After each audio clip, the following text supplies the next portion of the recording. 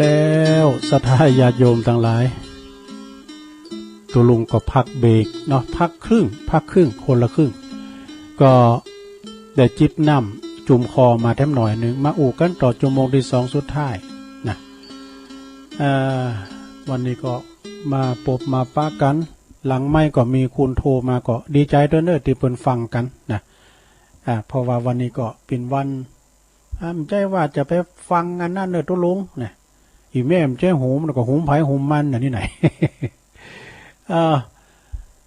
ก็ขอประกาศ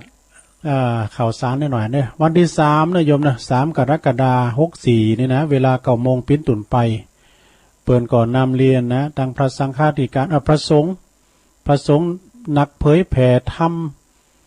ก็ดีพระสงฆ์ฝ่ายประชาสัมพันธ์ก็ดีนะฝ่ายประชาสัมพันธ์ในสถานีวิทยุแห่งนี้ก็ดีเนอะตีเปิลได้มาคือขอคิดนำทำคำสอนยึดเหนี่ยวจิตใจของญาติของโยมเปิลก็ถ้ามีเวลาเปิลก็จะได้ไป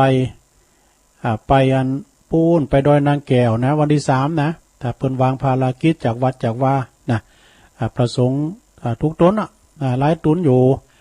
เปิลก็จะไปอยู่ไปเยี่ยมไปใจการเกิดการสั่งศาลานะ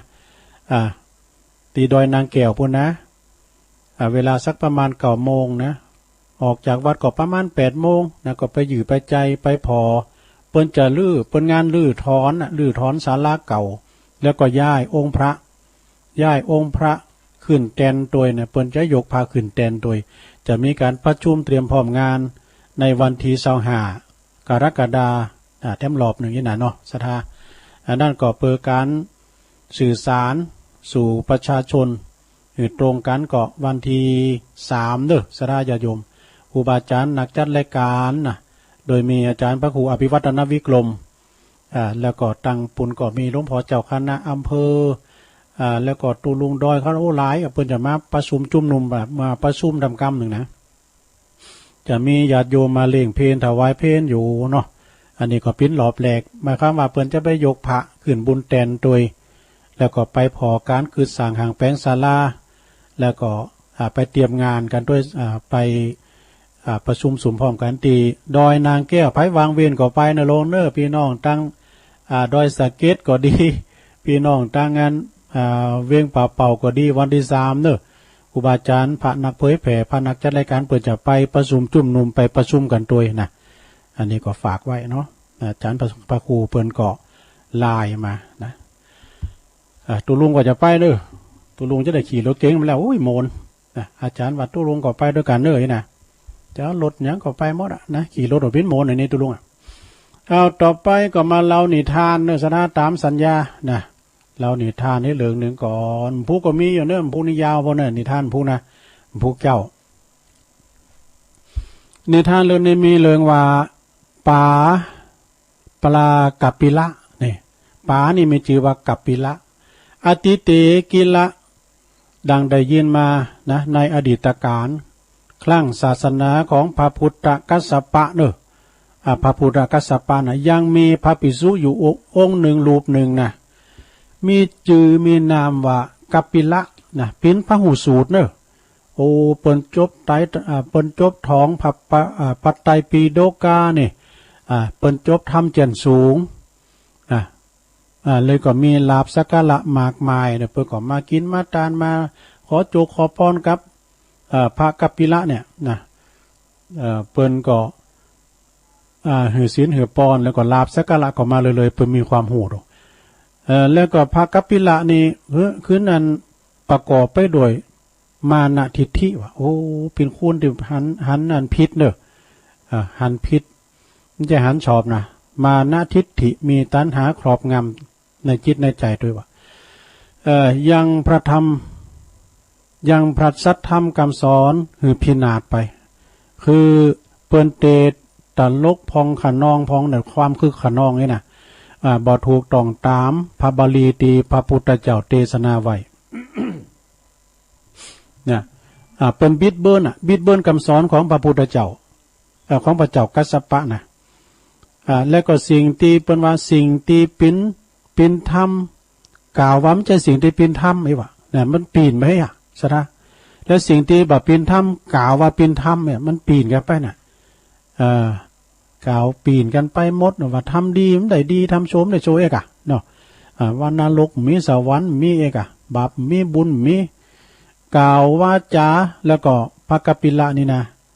พระกัปปิละนี่เป็นผู้ที่ว่ามีความมานะโศกาสหาวได้ไปด่า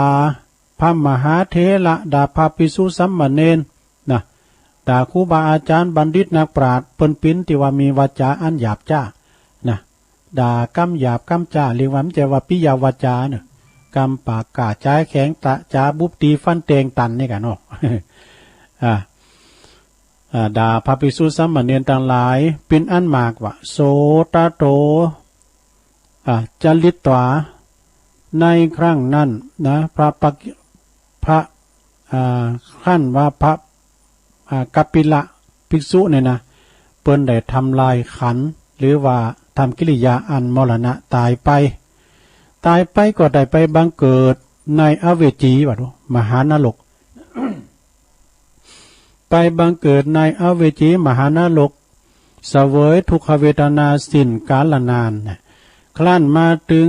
ศาสนาขององค์พระสัมมาสัมพุทธเจ้าของเฮาต่างหลายนี่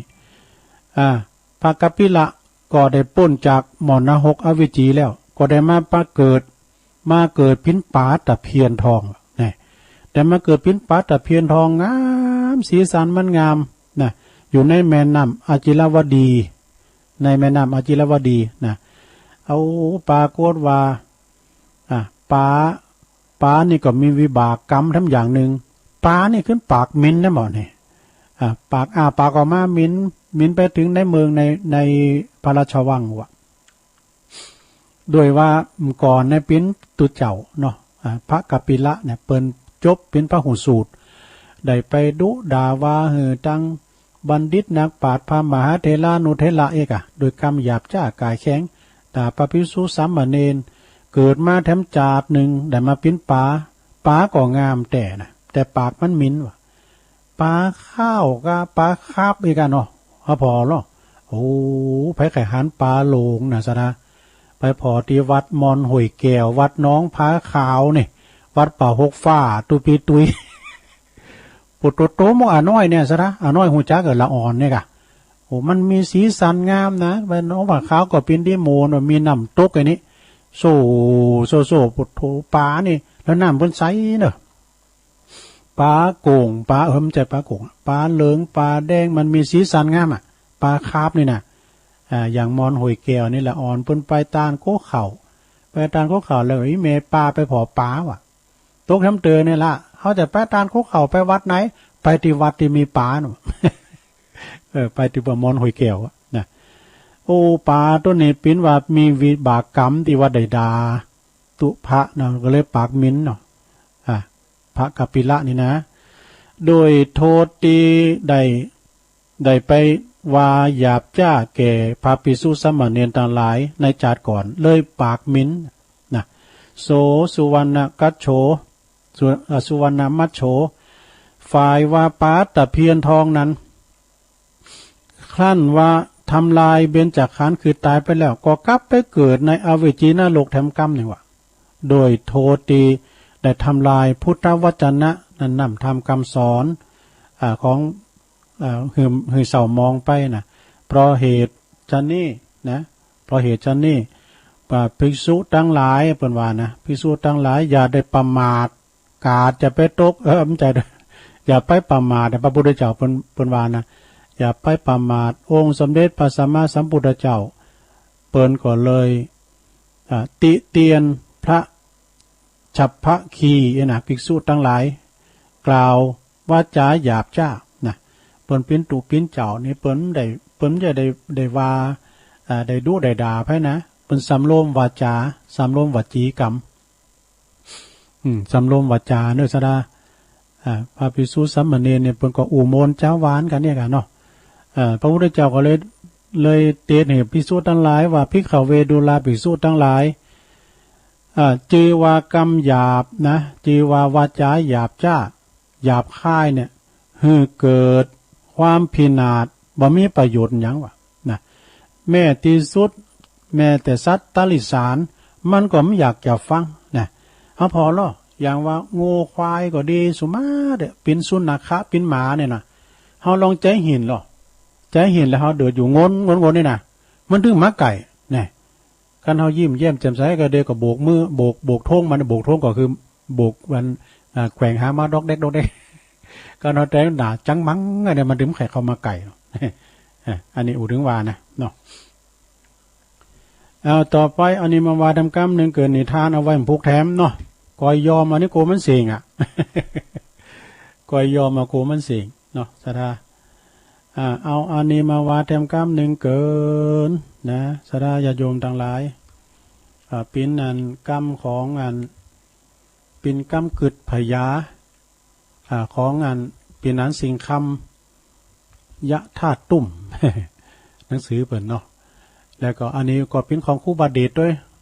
ครูบาเดชพาเฮง ปูนอยู่วัดดอนจันทร์พุ่นนะเปิ้นว่าเก่านิสัยตีไผ่ก็หักถ้าเฮามีเก่านิสัยไผ่ก็หักเด้อเก่าอย่างนี้นะมีอย่างพองหนึ่งมีน้ำใจเสมอเนอะมีน้ำจิตน้ำใจงามเนาะเปิ้นว่าน้ำบ่อน้ำคลองก็ยังเป็นรองน้ำใจถ้าน้ำใจเสมอ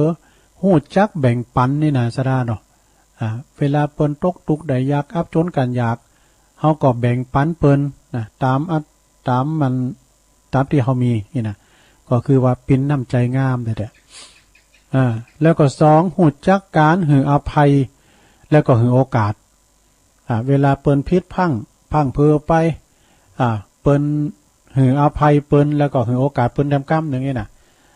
ก็เป็นนั้นนิสัยที่ดีทำอย่างหนึ่งนิสัยที่สามเนอะเก่านิสัยกันนะนิสัยที่สามอูจาไพเลาะหูกาละเทศะเขาต่อหูการละเทศะเวลาว่าอย่างตุลุงเนาะตุลุงหันว่าอันประเดี๋ยวนี้หลวงพ่อเปิ้นมีแขกมีครูบาอาจารย์มาเอวหาเนี่ยเขาจะตั้งอย่างไปในตอนนั้นก็มาหูจักกาละเทศะเปิ้นเปิ้นจ้ากันเปิ้น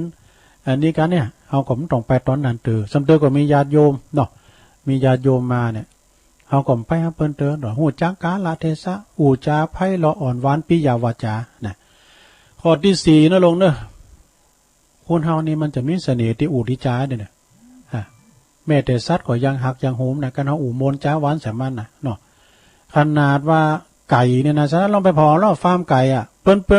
ปิดเพลงตายอรไทยนะมันฟังโมนไปมันบ่มันไข่ดีว่ะ เต็มพูดนะเปิ้นว่าอันนี้ฟาร์มไก่เปิ้นเปิดซักเดียวก็เปิดธรรมะว่ะไก่มันก็นิ่มดักฟังไอ้นี่ไก่มันก็ดักฟังบ่โอ้เดี๋ยวก็เงาลับไปพองไก่นะไก่ฟาร์มเนี่ยกะฟาร์มไก่นะซักเดียวเปิ้นก็เปิดเพลงซิ่งมันก็ไก่มันก็แตกละ มันจะรับวงอยู่มาเปิดเพลงซิ่งนี่ล่ะก็แตกยะเลยทำตัวเล็บงายนะข้อที่สี่นะทำตัวเล็บงายบ้าเจ้ายศเจ้าอย่างเนอะนี่สระญาโยมตัวลุงไปหัน เมื่อเนาะมีวัดหนึ่งเนาะเปิ้นจะตอดผ้าป่าผ้ากฐินแล้วก็จะภาพกฐินนะเปิ้นปกเงินมาเป็นแสนนะแล้วก็เฮาก็ว่าไปช่วยเปิ้นนะก็มันเป็นไผนะก็คุณก็ช่วยกันหลุบก็ที่ว่าเจ้าภาพเนี่ยทำตัวมอซอจะได้ใจนะพิ้นว่าปุถุพุ่มโหนี่อย่างคาราบาวน่ะซะนะแล้วก็เยการอย่างคุณนั่นน่ะเปิ้นทำอย่างเปิ้นแปลงเต้นไปอย่างก็แปลงด้วยเปิ้นในวัดนะพิ้นว่าอันนั้นเจ้าภาพใหญ่ว่ะโอ้อันนี้นี่เปิ้นถือยศถือศักดิ์เปิ้นถือยศถือศักดิ์หยังสักอย่างบ่เจ้ายศเจ้าอย่างสักอย่างทำตัวมอซอหาในได้พิ้นว่าเป็นพกเงินเป็นแสนก่อนในจะหลายนะมาปิ้นเจ้าภาพหรือว่าปิ้นประธานในการตอดอันกฐินนะแต่บางพองบทโอหอมปันหอมมือเนี่ยนะบทโอประกาศ2 เตือ3 เตือนี่เนาะ ก็แตกหอมลายลูกเนาะเอาข้อที่5ครูบาเดชเปิ้นบอกว่ารับฟังผู้อื่นไม่หลงตัวเองเนี่ยเวลาเปิ้นตักตายมาเปิ้นตำหนิเฮาเนาะเปิ้นตำหนิเฮาเนี่ยเปิ้นถือว่าจี้คุ้มทรัพย์หรอกพองในถูกตำนี้นี่พอใจนี่เนาะ ตำนี้นี่เป็นจี้ตั้งสว่างให้เฮาเนาะข้อที่6โยม ข้อที่6นี่ชมชื่นชมและก็เกียรติผู้อื่นเสมอเนี่ยชื่นชมและให้เกียรติผู้อื่นเสมอเนี่ยถึงว่าเปิ้นจะเป็นอายุน้อยก็ตามให้เกียรติเปิ้นหรือว่าเปิ้นมีความรู้ก็ให้เกียรติเปิ้นเฒ่าแล้วนี่นะเปิ้นเฒ่าแล้วโอ้ก็ถือว่าเปิ้นมีอายุเหลือเฮานะให้เกียรติเปิ้นข้อที่7รู้สึกขอบคุณและซาบซึ้งในน้ำใจนี่รู้สึกขอบคุณเด้อเฮามีกรรมขอบคุณมีกรรมขอโทษมีกรรมขอสุมาน่ะมันซึ้งในน้ำใจโดเนาะเวลาไปสุมาน่ะยามถูกตีนบ่โอ้ขอโทษเด้อมันได้ตั้งใจนะสุมาเด้อนะมันก็เขี้ยวขาดไปโดข้อที่8ลง บ่เอาเปรียบไผเนี่ยไม่เอาเปรียบใครฮู้จับตอบแทนฮู้จักตอบแทนน้ำใจนี่เวลาเปิ้นนั้นเฮาได้ช่วยเปิ้นนะฮะช่วยเปิ้นแล้วก็เวลาเฮาตกทุกข์ได้ยากเปิ้นก็ฮู้จักตอบแทนน้ำใจเฮานะเอาข้อที่เก่าสุดท้ายไปเลย ข้อที่เก่านี่ขอโทษเมื่อทำผิดนี่แล้วก็ขอแก่ตัวเองเนี่ยขอแก้ไขตัวเองเนี่ยอันนี้เป็นว่าให้เกียรติผู้อื่นเสมอเกียรติดีนี่อันนี้เก่าอย่างด้วยกันเด้อเก่านิสัยนะไผมีพองเนี่ยอย่างน้อยก็มีสักข้อ2ข้อก็ดีเนาะเก่าข้อนี่นะ เก่าข้อนี่เป็นตัวอย่างเนาะศรัทธาญาติโยมทั้งหลายแล้วก็เป็นคติธรรมเด้อศรัทธาญาติโยมที่ได้เอามาเสนอกับศรัทธานาบุญเฮาได้นั่นกัน นี่ขอบคุณตามปีนั้นสิ่งคำยาทัดตุ่มตัวเนาะเอาต่อไปก็ขอประกาศนี่ทำกรรมศรัทธาญาติโยมทั้งหลายเนาะนะข่าวมรณภาพตีปูนวัดสันติวนารามอาจารย์พระครูอดุลขันตยาธรอาจารย์พระครูเป็นอายุ73นะพรรษา44แต่เจ้ามันหยัน2เก่าอีก เนี่ยศรัทธาญาติโยมทั้งหลายอาจารย์พระครูเนี่ยตุลุงเคยไปช่วยงานเปิ้นหลายเตือนะเมื่อว่าเปิ้นตัดไว้ลูกนิมิตตุลุงก็ไปนอนบ่รู้จะร้องโบสถก็ไป แล้วก็ทำหลายอย่างยกยอดชัดจะร้องเนี้ยอันซุ่มประตูเปิ้นงามเนี่ยยกยอดชัดซุ่มประตูใกล้น่ะโอ้เปิ้นมีน้ำจิตน้ำใจเนอะท่านพระครูนะดัดตุปีแก้วด้วยเปิ้นแป้งตีรับตีนอนว่าจะดีเปิ้นแป้งตูบน้อยนี่กระต๊อบกุฏิน้อยนอนหัน2-3คืน ไปช่วยการช่วยงานมันโอ้พี่น้องเปิ้นก็หลายศาลานั้นเปิ้นมี2เจี้ยนกันนะศาลาปฏิบัติธรรมเปิ้นนะวัดเปิ้นก็งามวัดเปิ้นก็กว้างอาจารย์พระครูเปิ้นมีน้ำจิตน้ำใจพระครูอดุลขันตยาธรอดีตเจ้าวาดวัดสันติวนารามตาลูกบันสันนี่นะเวลามีการไม่งานเนี่ยโอ้ครูบาอาจารย์สายหลายปิ้งตังจอมต้องบุญนะเปิ้นก็มากันโมดนะเปิ้นมีการไม่งานแต่ละครั้งแต่ละคราก็ขอแสดงความเสียใจในการจากไปกับอาจารย์ท่านพระครูด้วยเนอะแล้วก็ขอแสดงความเสียใจกับพี่น้องศรัทธาวัดสันติวนารามเนาะแต่ว่าจะประกาศวันนี้ก็คือหมายความว่า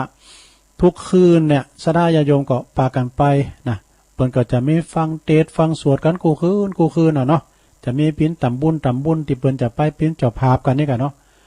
งานศพตุเจ้าเนี่ยมันเป็นงานหน้าหมู่เนอะญาติโยมทั้งหลายนะเป็นงานสวนโลมตึงไปในตึงไปนอกนะเปิ้นช่วยกันแต่บ่ว่าจะปิ้นพระปิ้นเน้นเนี่ยเปิ้นก็ช่วยกันนะเปิ้นว่าเปิ้นเรียกว่าตายอันสมศักดิ์ศรีนะตายในนาทีโลเนาะอย่างเป็นทหารก็ดีตำรวจก็ดีเวลาเปิ้นได้ตายไปนะเปิ้นเอาธงไตรลงโลเอามาปกนะเอามาคุมถ้าว่าพินสวาตุเจ้านี่เปิ้นก็เอาผ้าเหลืองนี่กันนะเป็นผ้าเหลืองเนี่ยเปิ้นเอามาคุมจากนั้นก็เป็นงานหน้าหมู่ก็ไปช่วยกันศรัทธาเปิ้นอยู่ตีปุ่นอดีตเจ้าวาดวัดสันติวนารามเนาะ อันนี้ก็ประกาศกับสดาญาโยมได้รับทราบกันนะ มีอันใดทำไหนฮะ อันนี้วันพุกอะอันนิทานเรื่องในวันพุกวันพุกนี่ก็มาฟัง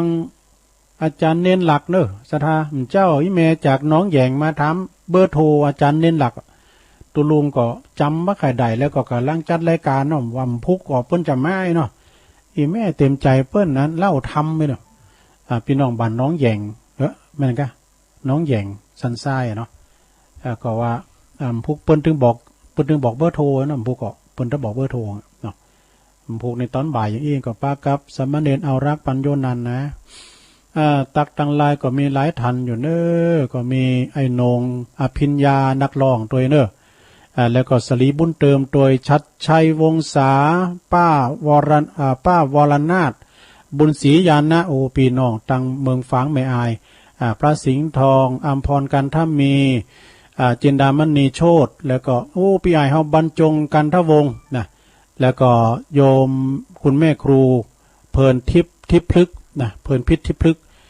แม่จงดีจากเมืองฝางเชื้อกันทาแล้วก็มีลุงนานด้วยกันลุงนานอาคมเตจนาเจริญพรลุงนานอาจารย์ประเสริฐปัสสันโนเนี่ยอาจารย์พระครูบดิกาประเสริฐปัสสันโนจะไม่ลืมเลยสถานวันที่6เนอะวันเกิดของอาจารย์ประเสริฐปัสสันโนนะไปแสดงมุทิตาจิตกับเพิ่นแล้วเพิ่นก็จะไปปุ่นด้วยนะไปยันไปดอยนางแก้วด้วยนะวันที่3นะเพิ่นก็จะไปตัวโยมอารีสาธุตุลุงนานแล้วก็บรุบๆนี่ตัวต่างประเทศตุลุงแปะนะลุงนะบรุบๆตุลุงจบย้ำเลยก็จบปริญญาเหมือนกันบุญหลังควายคุณแม่จันเพนคำโพธาเนี่ยอันนี้เพิ่นก็จะเอาเพนไปถวายตัววันที่3นะขอบคุณนะแม่จันเพนปากันปุ่นนี่แล้วก็แม่ทองคำพรหมมินนี่ก็เปิ้นนำสิ่งดีๆมาคือข้อความต่างๆนั่นเจ้านะแล้วก็เมตตาบารมีตามอาจารย์พระครูสมุวิสุวัฒน์วรกิจโจเนาะขอบคุณนะครับเนื้อไหวสาแม่ครูทองคำที่วงคำตัวแม่ยายจันแม่จันเลื่อนใสตัวเนอแล้วก็ชมรมวิทยุซีบีสมัครเล่นดอยหลังถ้ำอันนี้กรชัยน้อยด้วยนะนี่ก็ตักมาตั้งลาย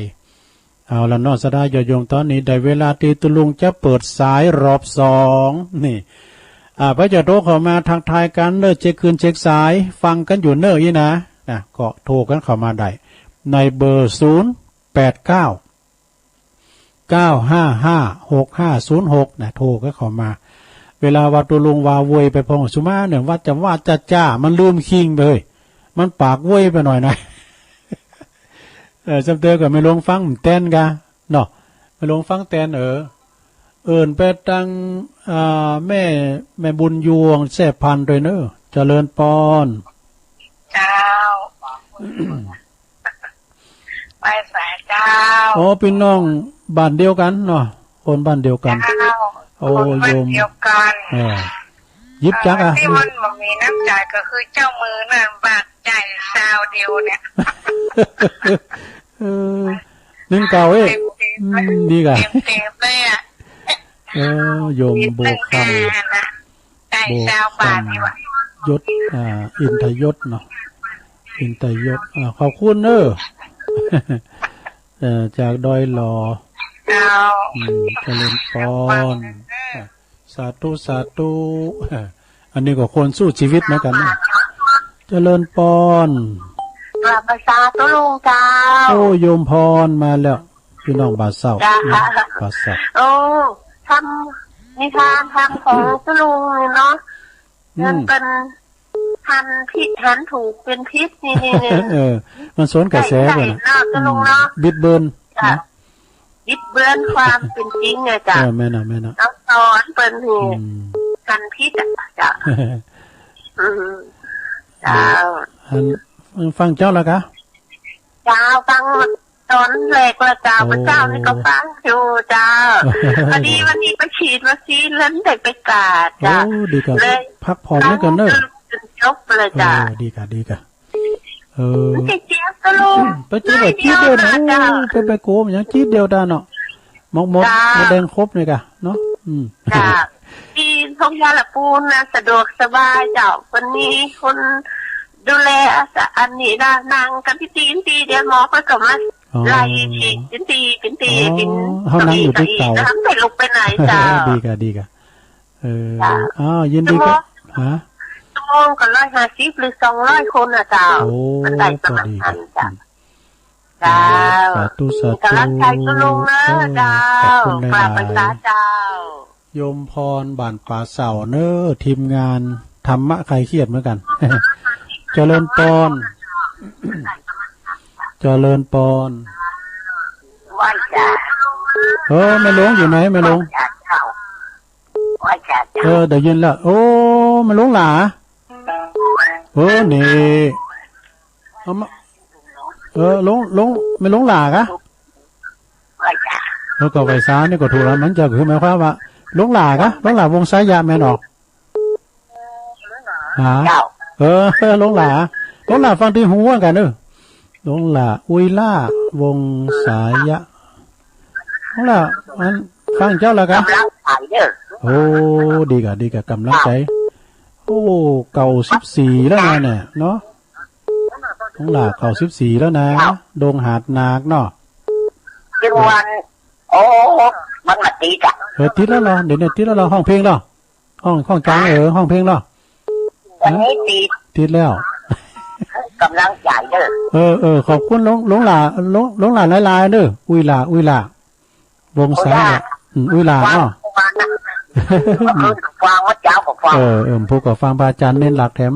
ผู้เจ้าตุลุงก็มาอยู่เนาะเจ้า3 โมงกับจังหวัดน่ะ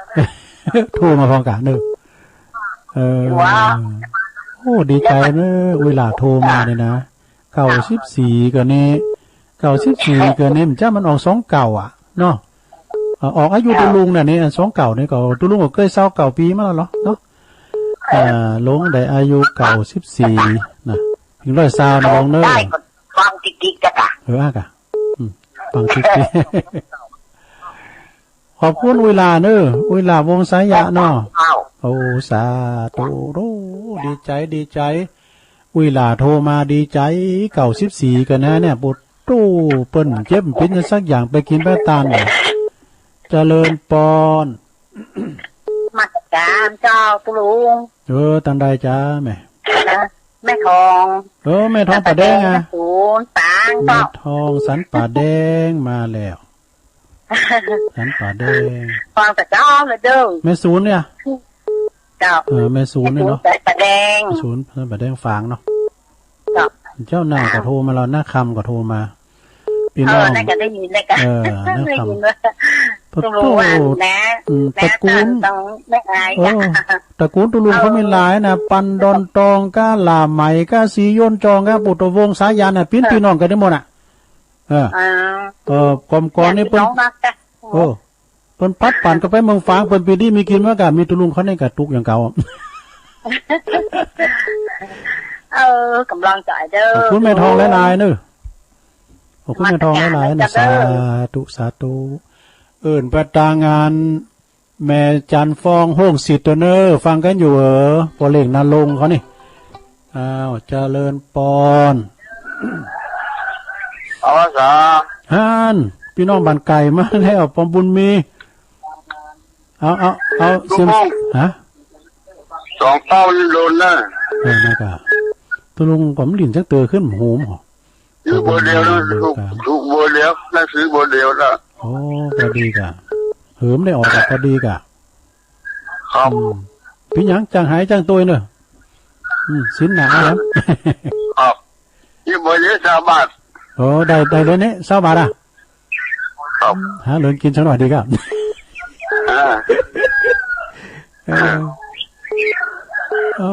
ดีกว่าขอบคุณเนอะนี่กะเนี่ยเปิ้นว่านะโหยเมื่อเจ้าวุ่นวายยามสายตื่นเต้นยามเย็นนั่งเศร้าเจริญปอนแม่อยู่ไหนแม่ชื่อจอมทองนี่เจ้าแม่เลี้ยวอ่ะแม่โบคีกะแม่โบคีกะใช่กะแม่หยังใช่เจ้า อัน แม่หยังอยู่ที่สถาว่าคงเป่าจ้ะสถาคงเป้าให้แม่หยังก่อแม่พลอยแม่อำพลอยโอ้มาสักเตือในแม่อำไพอ่ะปอยก้าปอยมาอ้อนไปน้องตายเนาะจะอันกะอยู่คงเป้าเนาะลืมไปเลยกะไปตัวน้องตายเนาะเจ้าคงเป้าหมู่11นะเนาะมันลายแล้วปอยเป็นพลอยบ่ฮู้หมู่11เนาะแม่เนาะเจ้าโอ้ฟังอยู่เด้อตุลุงขอบคุณหลายๆเด้อแม่อำไพเด้อคงเป้าเป็นกำลังใจให้เด้อสาธุเนาะเจ้าแม่อำไพเพิ่นเคยมาตัวน้องตายด้วยนะ0899555656เจริญอารมณ์ดีมาแล้วแม่จันสมนมัสการเจ้าแม่จันสมมาแล้วรอบแรกมันมาตานเมาลุ้นหอยนั่นนี้บ่พอดีกะมันจับหลังกัดเดือนนี้ก่อนลุดไป4 รอบแล้วการเปิดเต้นแล้วเนาะคิดแล้วก็ลุด4 รอบละติดแล้วกำลังใจเด้อมาโทรมาเด้อก็เดินหาน่ะไปอู้อย่าสักกำ2 กำก็ยังดีอ่ะกันมาจุดขาดอ่ะนั่นน่ะขอบคุณแม่จันมาลุ้นหวยวันนี้ถูกหวย2 พอดีแล้วโทษพศเกิดเนาะ2 เก่านี่นะ2492เนี่ยค่ะปิ้นไปปิ้นมาเนี่ยค่ะคนจางเอาถูกแล้วตายถูกไว้40 บาทพอดีแล้วเนาะโอ้โธ่7-8 ปันเนี่ยค่ะ7-8 ปันโอ้โธ่เหิมได้ออกก็ดีกันแล้วก้าคนหนาวน้องนัดเอาหญ้าอยู่เอาหญ้าหน้าบ้านอยู่ยินดีนะจันสมเด้อใจนะเจ้านมัสการเจ้าโธ่7-8 ปันก็ได้บ่หาได้ง่ายๆเหิมได้ออกอ่ะเนาะงดหนาวแฮมเอาหลายๆเจริญปอนครับนมัสการท่านเจ้าโอ้หลวงพ่อมานิดเจ้าแต่มันอ้างกันบ้างพิษปุ๊บเลย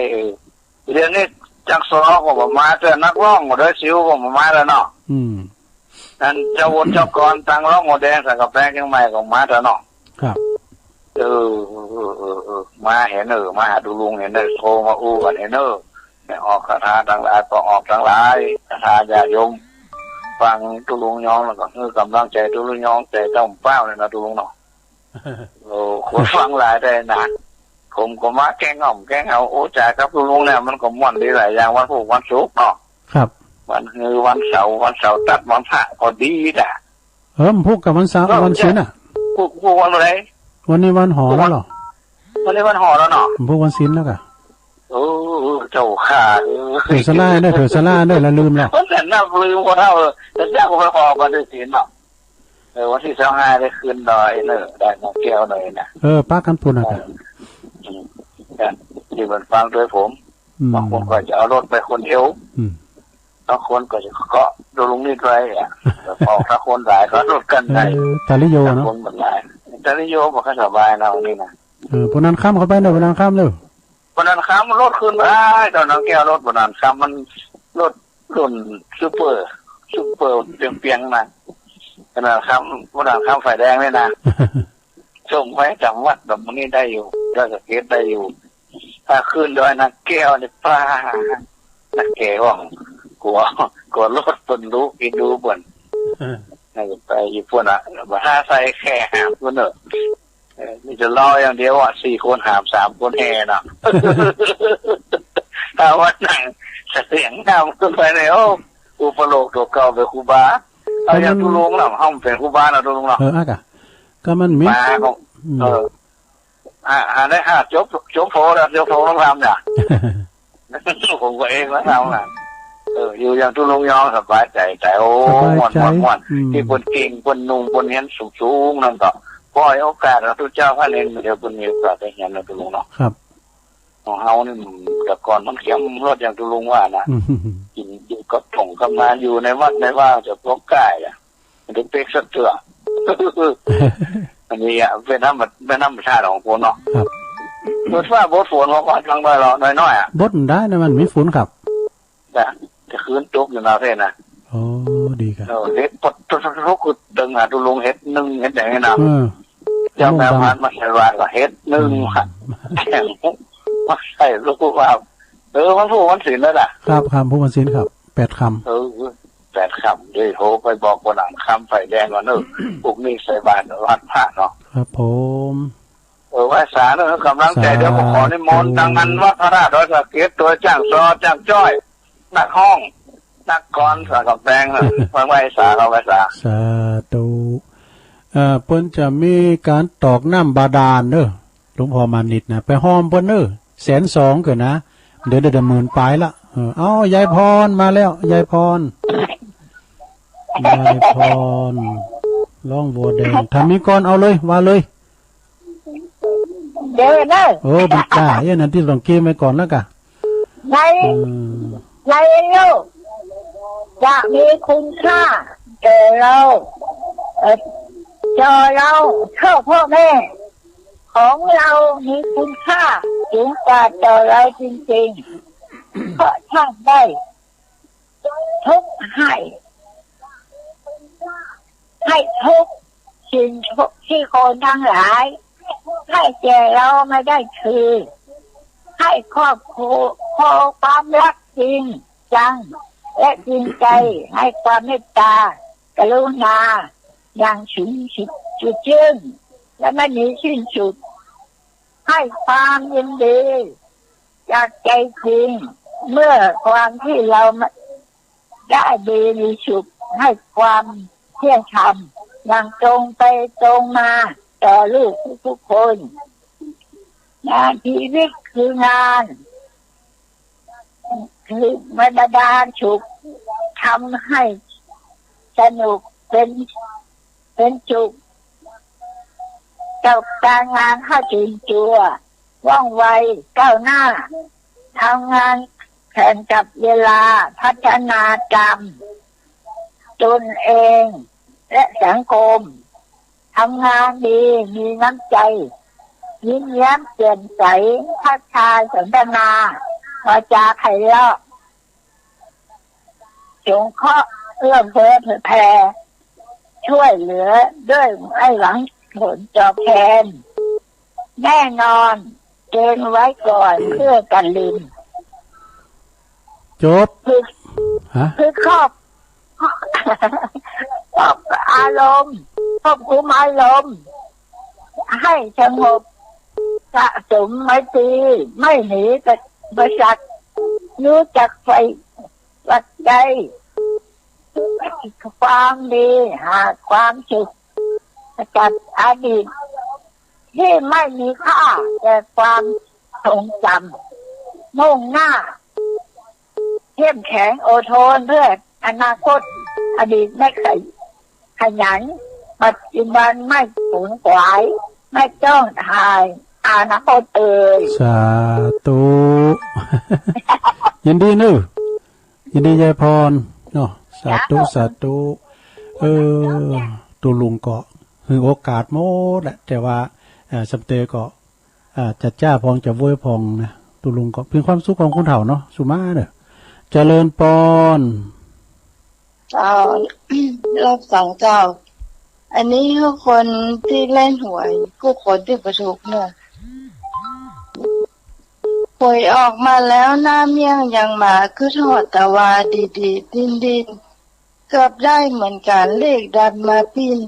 ก็เลยบ่ได้กินสักกำป้าเอ้ยลุงแจ้เหรอค่ะขาจำแรงนี้ขอยำหวยกินกับข้าวหวยกินกับข้าวเจ้านมัสการเจ้าสาธุมันมีสัปปานะรายการตุลุงน่ะคือโอกาสโมดนะซะดาเจริญปอนใบสาเจ้าทลงบ่เจ้า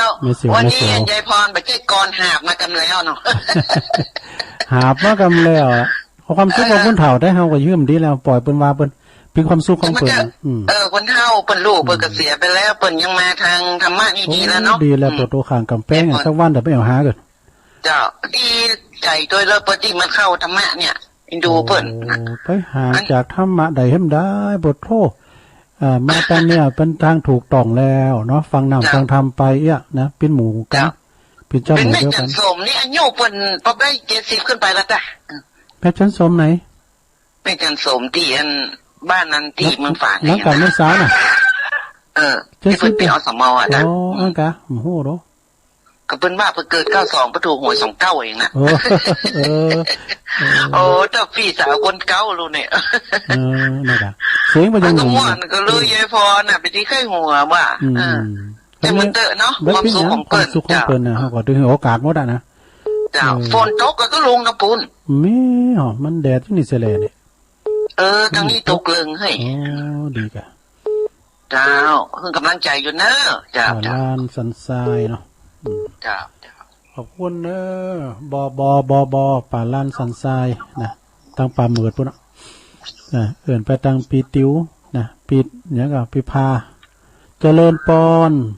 ไว้สาเจ้าตกลงแม่แดงกะเจ้าว่าวันนี้ได้ฟังแม่แดงเจ้าฟังอยู่เนอะวันนี้บ่ได้ไปไหนดอกตะล่อมเจ้าเดี๋ยวฟังไปพวกเจ้าก็มีอยู่แรงไหมก็ฟังพระอาจารย์เน้นหลักเด้อพวกนะเจ้าพวกมีกี่โมงอ่ะพวกก็บ่าย 3เนี่ยกะเจ้าก็ตี 3ตี 3เหมือนมีอยู่พวกเจ้ามีอยู่พวกวันศุกร์พวกวันศุกร์ปากันอยู่พวกเจ้าเรานิทานเจ้าไหว้สาเจ้าฟังอยู่เด้อขอบคุณแม่แดงรัตนาดอกตะล่อมปาตังปูนดูฝ่ายสาตุลุงสงเด้อตุลุงสงจะไปกินโขไข่เด้อตุลุงสงแม่ครูบอกเปิ้นโดยไปกินไอ้ม่วงดำบุกวัดนี่เป็นหยังถอมเป็นหยังอ่ะมีปิดเข้ามาแต้มเนื้อสดายาโยมทั้งหลายไปตังพี่น้องตังในโหดในเวงโดยเนาะแม่จันติบแสงทองจังซอเจริญพรเนอแม่จันติบเดี๋ยวกันเนอเจริญพรไหว้ตาเจ้าตุลุงแม่หยังไหว้บ่อทองเนอเจ้าเลยตะเกียบเจ้าไม่ฟองคำมาใช่เจ้าอุทุมพรเจ้าอุทุมพรนี่กะเจ้าอุทุมพรห้วยบ่อทองเจ้าฟังอยู่เนอห้วยบ่อทองชัดเจนดีเนาะแม่เจ้าชัดเจนดีเจ้าถวายกำลังใจเนอขอบคุณหลายๆเนอสาธุเสียงตัวลุงมันเป็นอย่างเยี่ยมได้มาขี่มันอย่างเป็นเจ็บคอแต่ความจริงมันจะเจ็บคอนะเสียงมันแหบได้มันจะเจ็บคอมันยังซากอย่างแหละแต่ว่ามันแหบได้มันเจ้านี่ยังแควนหน่อยนะ0899556506โอ้เวลาตัวลุงยังหลายอยู่เนาะเจริญการครับอาจารย์ท่านพระอาจารย์กฤษนะใช่ครับโอ้ยเป็นเบอร์ตั้งแต่ตอนอาจารย์นิพนธ์นะทำไมมันติดกันจริงๆเลยเนาะนักอะเขานิมนต์อาจารย์ไปฉีดโควิดเนี่ยเหรอ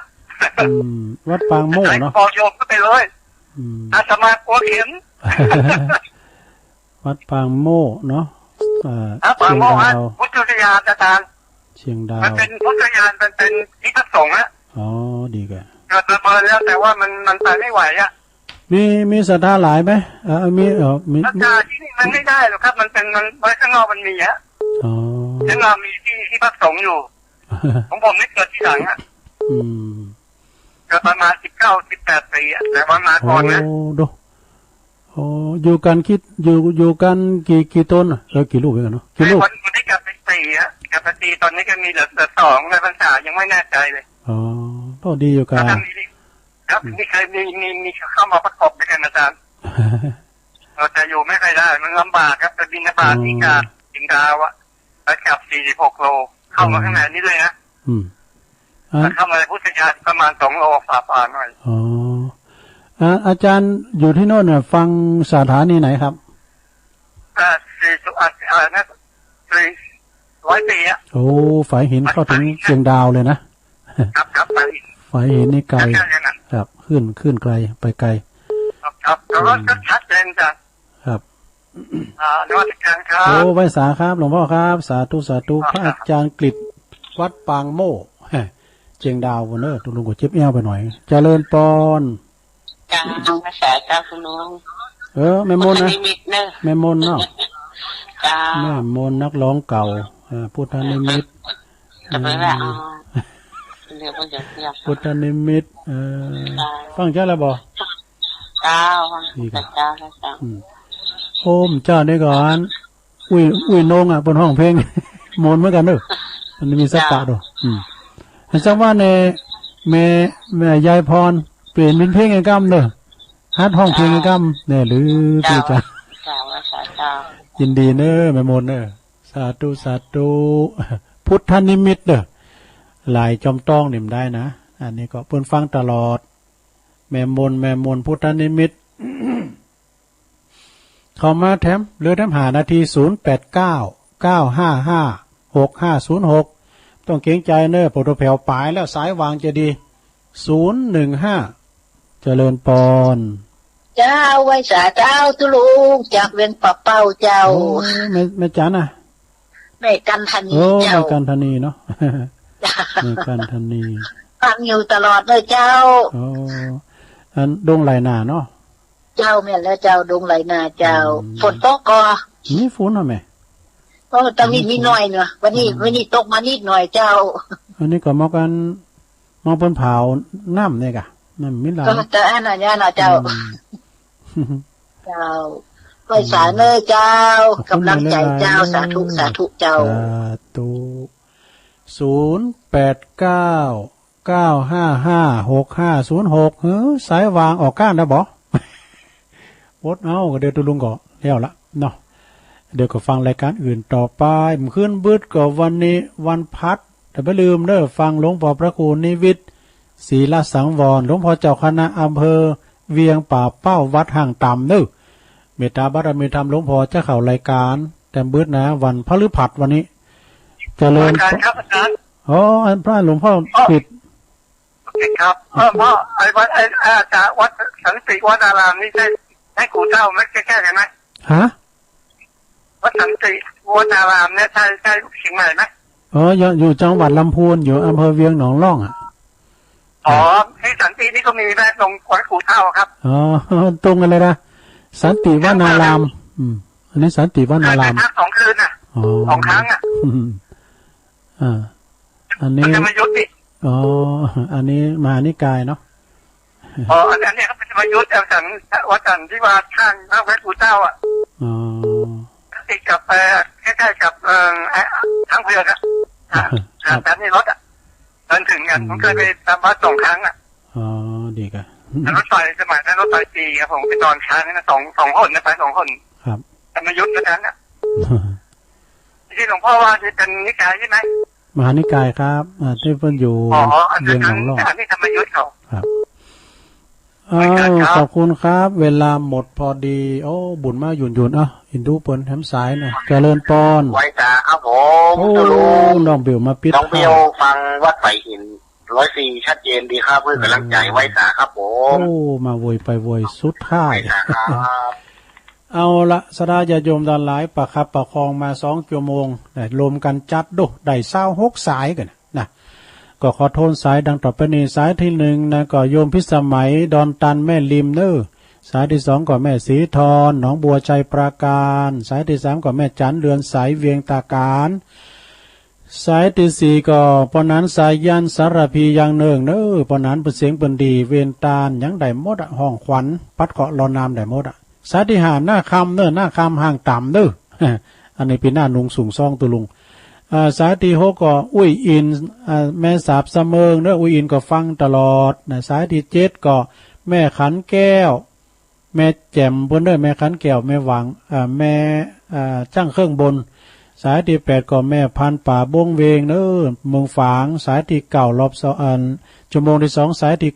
9บัวคำอินตยศดอยหล่อวันนี้ปุโตเปิ้นถูกหวยสายที่10โยมพรป่าเสาอุโมงค์เน้อก็คือขอคิดหลายอย่างสายที่11ก็อุ้ยลาวงสายยะเน้อดงหาดนาเก่า14 ปีแล้ว120เน้ออุ้ยลาเน้อสายที่12ก็แม่ทองสันป่าแดงแม่ศูนย์ฝางเน้อแม่ทองก็ฟังถึงวันสายที่13ก็ป้อบุญมีเมืองกลางเน้อสายที่14ก็แม่อัมไพห ขวงเป้าหมู่11เด้อแม่อำไพเด้อสายที่15ก็แม่จันสมมานีจากหลังกาดแม่สาวอันนี้ก็โดนเหมือนกันเด้อ 1เก่าเลยนะ2เก่าค่ะสายที่16ก็หลวงพ่อมานิถาวโรสำนักสงฆ์หอมบุญเด้อเปิ้นตอกน้ำบาดาลไปจวยเปิ้นเด้อ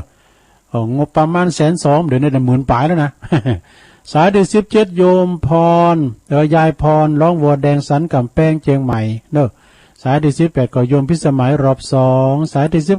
บแม่บัวบุญป่าลานสันทรายเด้อสายที่20ก็แม่แดงรัตนาดอกตะล่อมสายที่21ก็แม่อุทุมพรก็เนาะห้วยบ่อทองแล้วก็สายที่22พระอาจารย์กฤษปางโมดเชียงดาววัดปางโมดเนาะสายที่23ก็แม่มนพุทธนิมิตจอมตองสายที่24ก็แม่การธานีดงหลายหน้าเวียงป่าเป่าสายที่25พระอาจารย์กฤษรอบ2นะสายที่26น้องเบี้ยวดู26สายด้วยกันนะโยมเด้อขอบคุณครูเสงครูสายไผมตั้มตันก็พุกก็โทรมาแถมนะพุกก็ตอนแรกอีกก็พระอาจารย์เน้นหลักเด้อพุกนะแล้วก็บุกเจ้าตัวลุงก็มาป้ากันอยู่ก็มาฟังกันแถมเด้อขอบคุณทางสถานีวิทยุกูคืนด้วยเด้อที่เปิดรับสัญญาณเนาะแล้วก็ขอบคุณทางพี่น้องศรัทธาทุกท่านโดยไปผูกป้ากันใหม่เด้ออยู่ดีมีสุขเหมือนกันจุโคนจุตานเด้อจัตตารโอธรรมาวัฏันติอายุวันโนสุขังปะลัง